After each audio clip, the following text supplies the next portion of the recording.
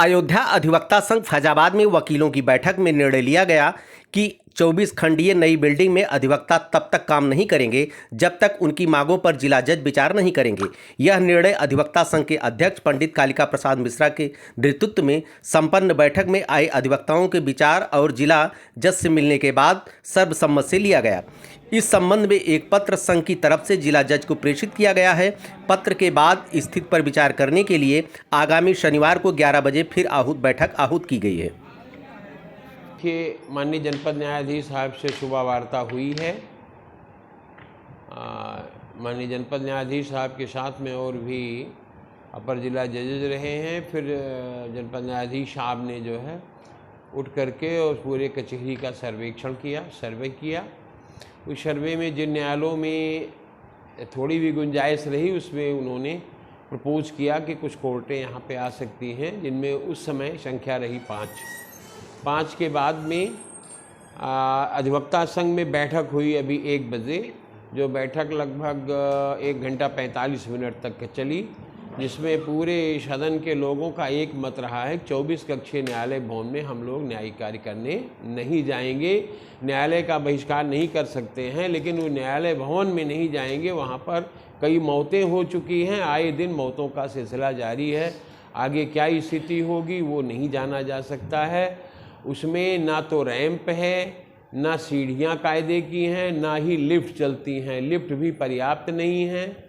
और कोई भी दीगर किस्म की घटना हुई तो आने जाने का एकल मार्ग होने के नाते और तमाम उसमें अनियमितताएँ भवन में होने के नाते वहाँ पर गवर्नमेंट भी जिम्मेदार नहीं होगी, क्योंकि उसकी फायर ब्रिगेड की एनओसी नहीं है बिल्डिंग का, और भी तमाम उसमें खामियां हैं, बड़ी परेशानी है उसमें।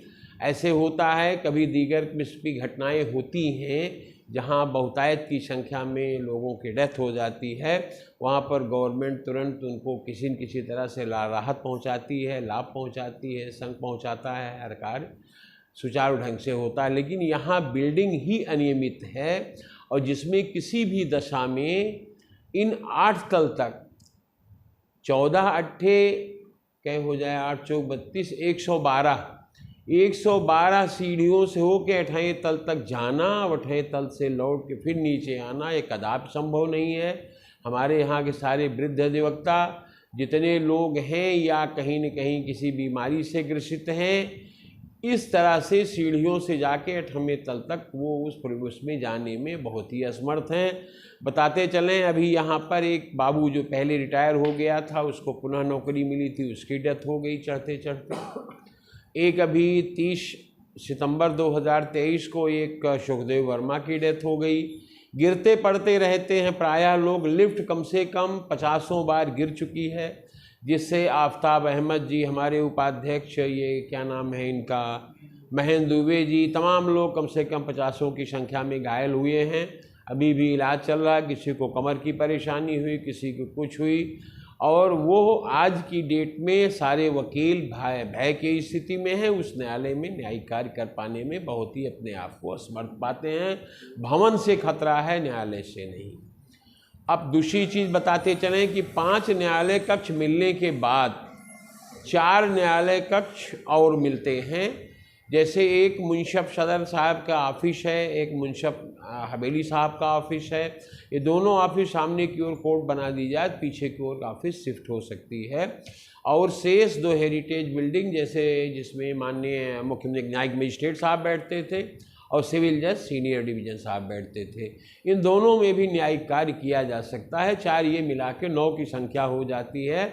इन 9 को न्यायिक कार्य के लिए कल से ही ठीक करा दिया जाए। सारे वकील चल करके नीचे कार्य करेंगे।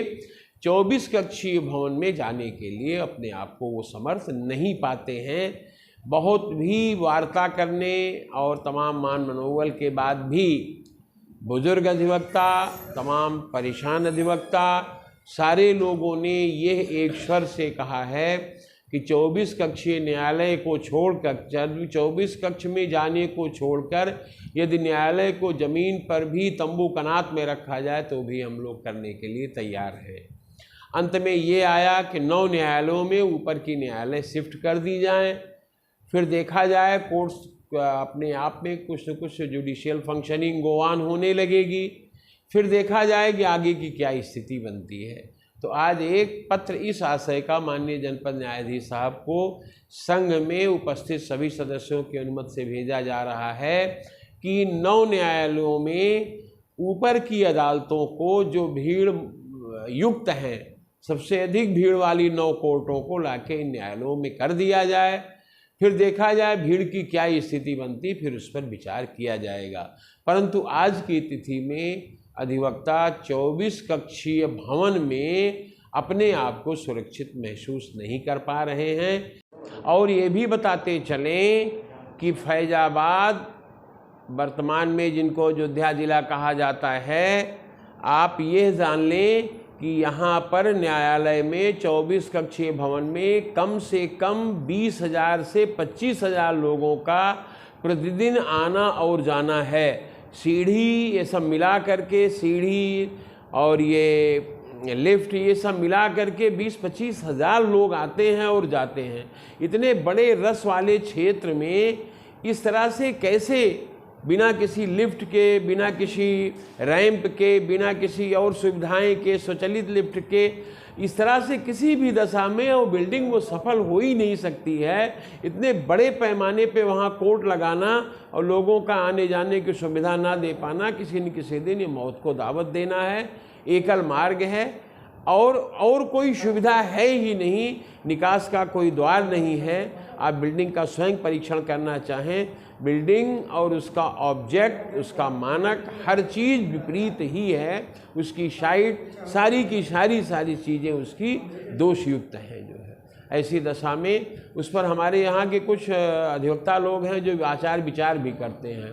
उन लोगों ने पाया कि ये जो बिल्डिंग है 24 कक्षीय, वो बहुत ही डेंजरस है। उसमें किसी न किसी दिन कोई बड़ी घटना होगी जो कभी 10 वर्षों 20 वर्षों तक भुलाई नहीं जा सकती है। धन्यवाद।